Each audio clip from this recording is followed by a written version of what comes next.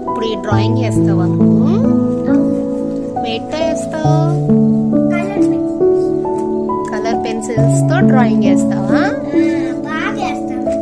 లిసీ drawing complete అయిపోయిందా? చూపించు. Wow లిసీ, super ఉంది. లిసీ, నీకు పెయింటింగ్ అంటే ఇష్టం?